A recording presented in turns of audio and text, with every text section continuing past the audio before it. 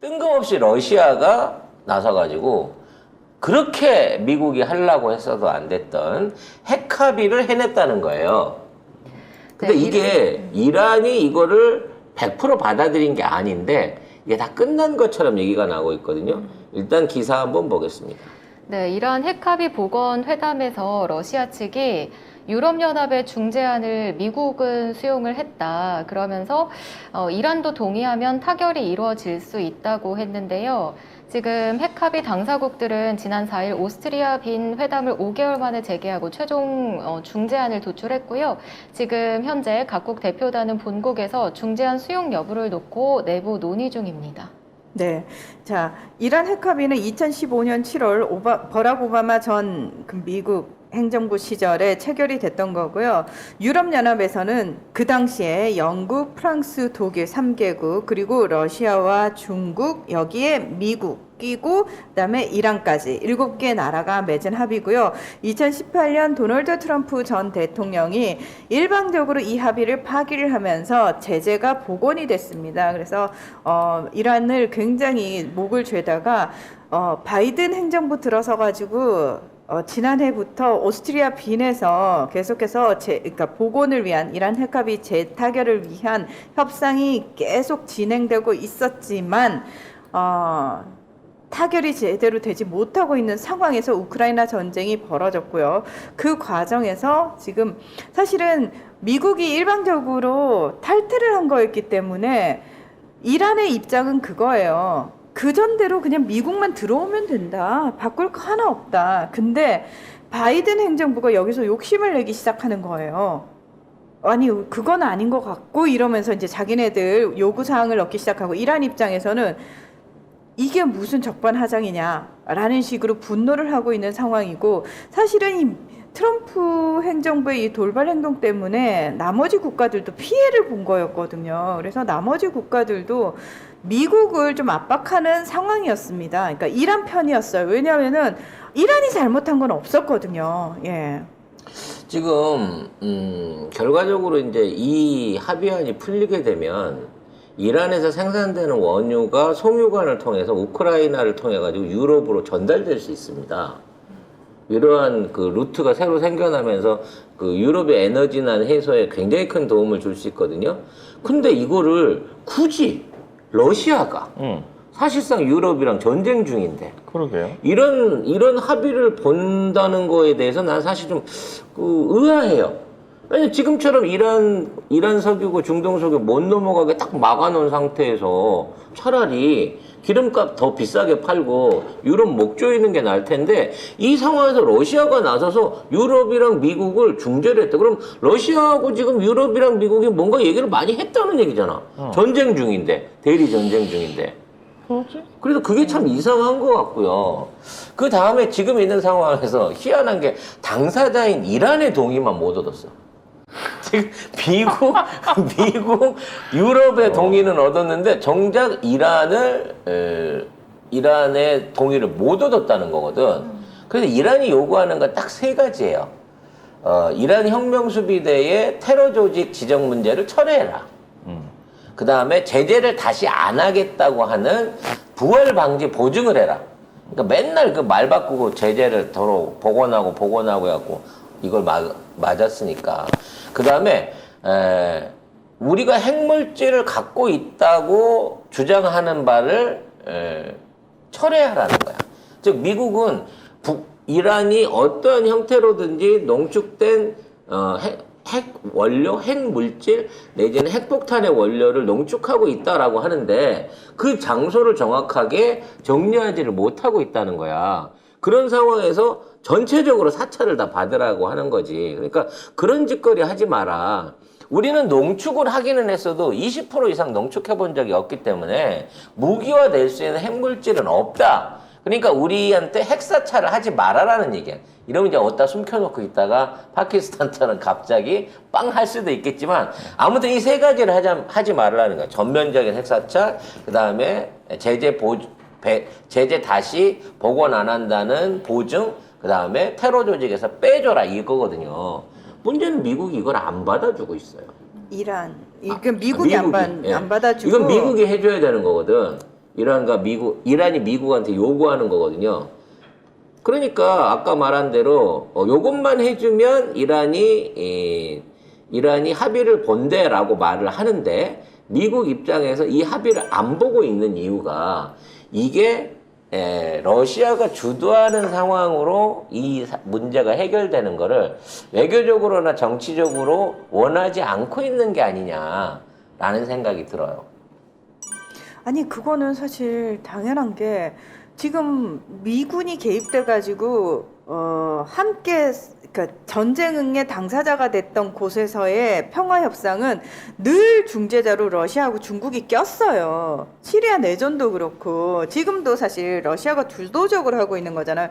이건 무슨 의미냐면은 더 이상 미국이 하나의 그러니까 일극이 안 된다라는 얘기예요. 그러니까 이란조차도 러시아 얘기는 들을지언정 미국 얘기는 더 이상 듣지 않는 상황이 돼버렸고 이거는 뭐 이란은 미국의 적대적이니까 그렇지의 차원이 아니라는 겁니다. 이제 더 이상은 유럽연합 입장에서도 계속해서 미국이 자기네 욕심 채우려고 하다가 유럽이 지금 에너지난으로 말 그대로 얼어 죽게 생겼고 자기네들 경제는 파탄하기 일보 직전이거든요. 근데 미국 입장에서는 지네의 뱃속 세우느라고 유럽연합 전체를 희생시키고 있는 상황이란 말이죠. 이 상황에서 유럽연합 입장에서는 더 이상 미국이 하자는 대로만 따라갈 수 있는 완전한 맹방이라고도 할 수 없어요. 그리고 어쨌든 이란 입장에서도 지금 현재 경제적으로 자신들에게 가장 큰 도움이 될 수 있는 쪽은 미국이 아니라 중국하고 러시아 쪽이기 때문에 어차피 이쪽으로 붙기로 작정을 했거든요. 근데 이제 미국 입장에서는 그렇게 되면 진짜 패권이 넘어가는 거예요. 많은 부분이 넘어가 버리게 되는 거예요. 미국 입장에서는 원하지 않는 그림을 이제 갖게 되는 거고, 자 이렇게 되면 미국 내부적으로 바이든 행정부가 어떤 이제 비난에 직면하게 되면, 야 너네 트럼프가 뭐 동맹주의 다 버리고 외교력 1도 없어가지고 다 망쳤다고 그러더니 니들 들어서가지고 오히려 니들이 가지고 있던 미국이 그 전에 가지고 있던 그 영향력마저도 지금 러시아하고 중국한테 다 넘겨준 거 아니야? 라는 식으로 네오콘들한테 욕을 바가지로 쳐먹을 수 있는 빌미가 된단 말이죠. 지금 상황에서는. 거기에 이제 한 가지 보태자면 그나마 이제 이란 같은 경우는 러시아가 중재를 할 만도 한 게 주로 생산하는 게 원유거든요. 러시아는 가스고. 그러니까 살짝 종목이 달라요.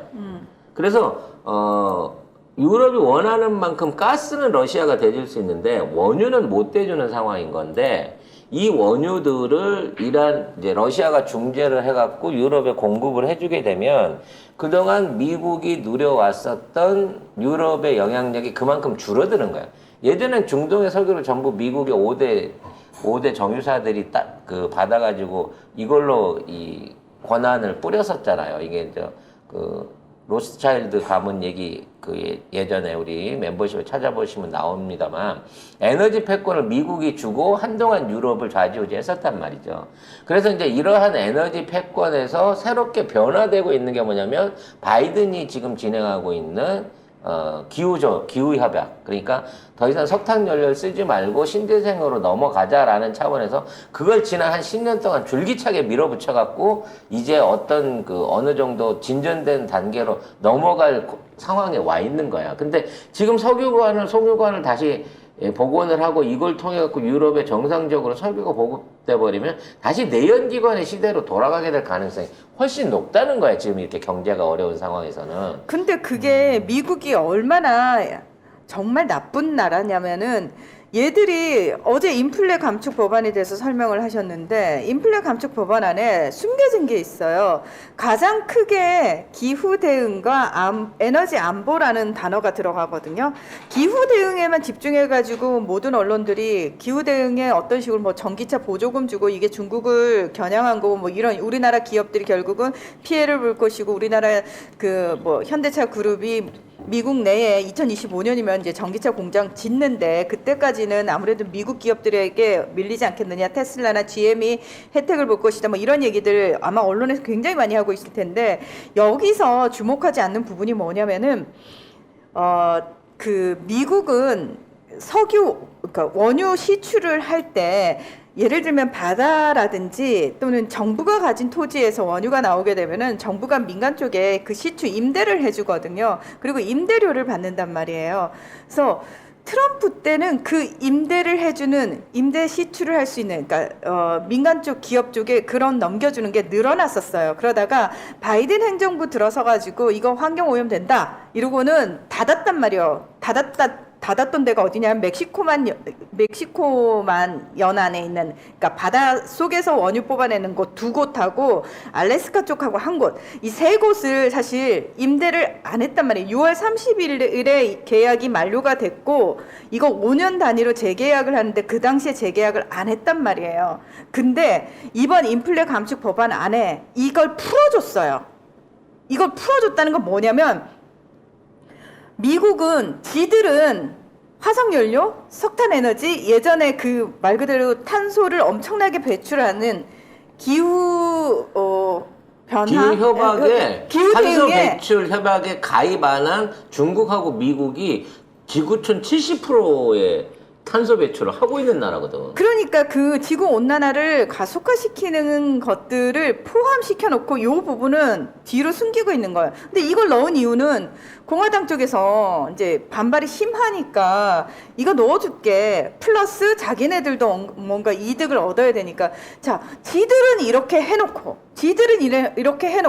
겉으로만 우리가 굉장히 이상기후를 가지고 기후에 관련돼서 신경을 많이 쓰고 친환경 재생에너지 쪽에 우리가 이렇게 앞장서고 있어 라는 식의 말도 안 되는 쇼잉에 불과한 행동들을 하고 있다라는 거예요. 근데 이거를 막말로 다른 나라들이 모르겠냐는 거예요. 그러니까 다른 나라들 지금 특히나 유럽연합은 에너지 때문에 야 샤워할 때 쇼잉장에서 뜨거운 물 쓰지 마 라는 얘기까지 할 정도로 정말 난리가 났어요. 가로등 끄고 조명 다 끄고 이 정도로 자기네들은 그 난리를 유럽에서 치게 만들어 놓고는 미국이란 쟤네들은 저런 짓거리를 하고 있으니 유럽연합 입장에서도 굉장히 열받는 상황이 벌어진 거예요.